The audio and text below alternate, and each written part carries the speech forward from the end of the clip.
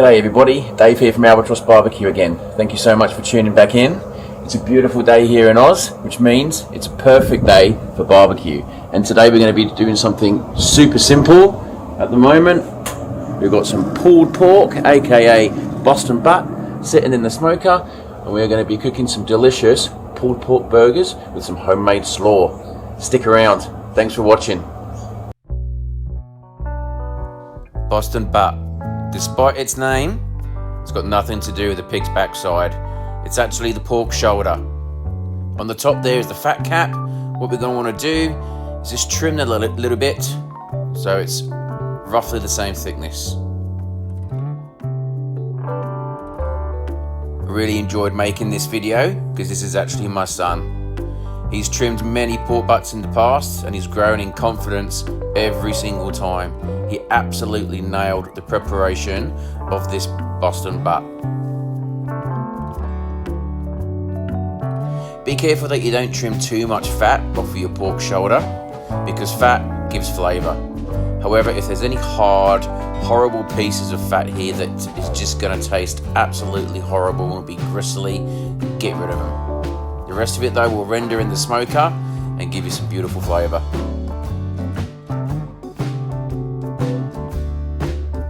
What we're doing now is just scoring the fat cap. The reason why we're doing this is to help with the rendering process, but also to try and get as much of our rub into the meat as we can.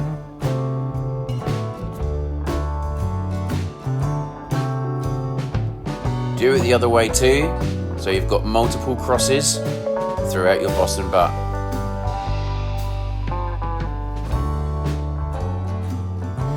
Once you've finished your trim, it's time to grab yourself some yellow mustard or some oil, it's up to you. It's just going to act like a binder.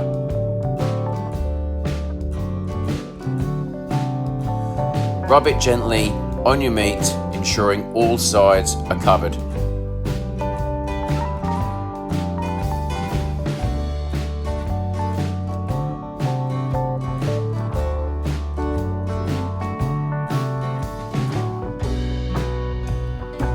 Once the butt is fully covered, it's time to give it a good rub.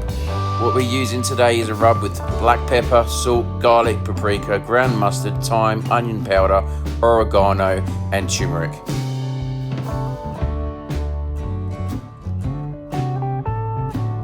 Make sure you cover all of your sides, and when you're rubbing it into the fat cap, put it into those lines that you've created to try and get some of that rub into the meat.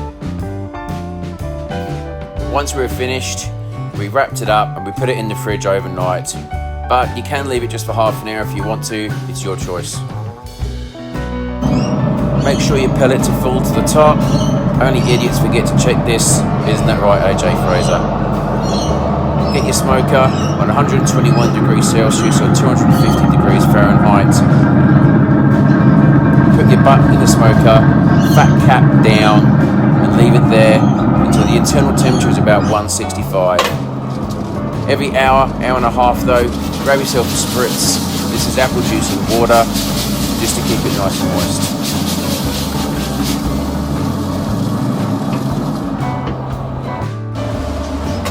Roughly 4 to 5 hours into the cook, you're going to be close to your stall. Having a closer look, I've got beautiful colour, I'm starting to form a lovely bark, it feels great, but what I decided to do was just turn it down a little bit to 225 degrees because my temperature was around that 160, 162. It was a little bit inconsistent though, so I turned it down to 225 just to get the best bark that I could.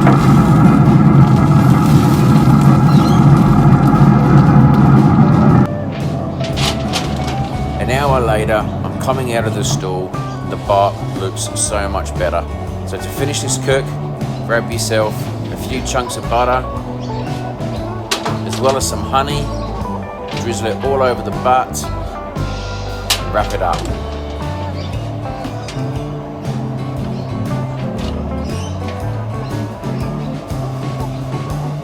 This is simply adding just a little bit of extra flavour, a little bit of moisture.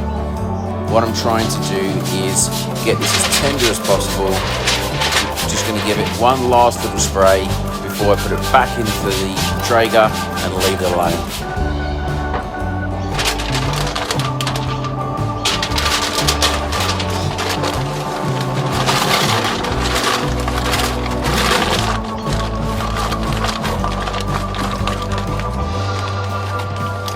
At this point of the cook, I like to connect my Therm Pro.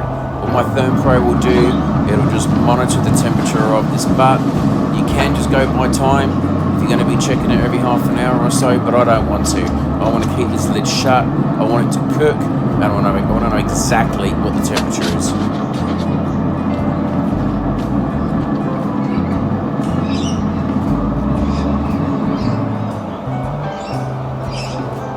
Approximately 2 to 3 hours later, you're going to be hitting 203 degrees internal. Best thing you can do is just give it a prod. If it's starting to probe and feel like butter like it did there, it means it's done.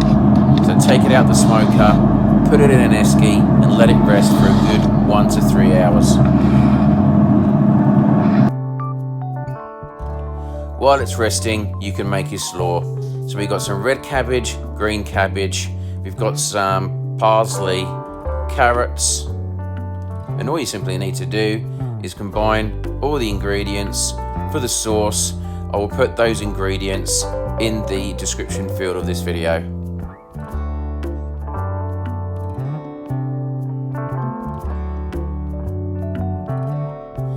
If it's easier for you, you can just buy yourself a cheap bag of any coleslaw. It all goes wonderfully with these pulled pork burgers.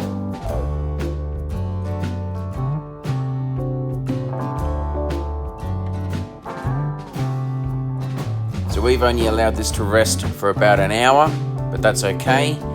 The reason why we're resting it is to let the moisture and the juices go back into the meat.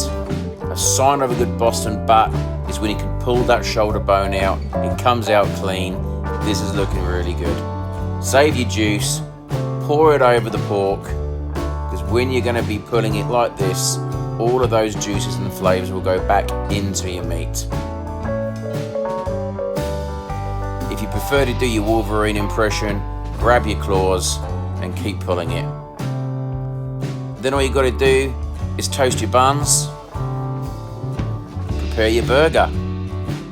So grab your pulled pork, grab your favourite barbecue sauce and your slaw, and then you are ready to enjoy an absolutely delicious dinner. Alright, so after about 9 to 10 hours, it's finally ready to eat. So I've got a piece of pork as well as our burger. I'm going to try both. Firstly, the piece of pork. That is so tender. So tender and juicy. That would go perfect in a pasta. It would go perfect on pizza. Up to you. This pulled pork, absolutely beautiful. Let's try the burger. Yeah.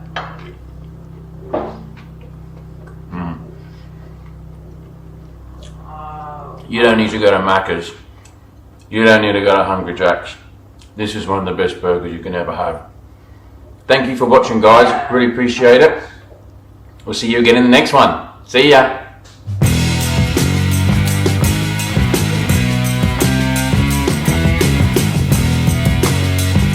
Thank you again everybody for watching. AJ and I really appreciate it. Please subscribe. We can't wait to share the next one with you.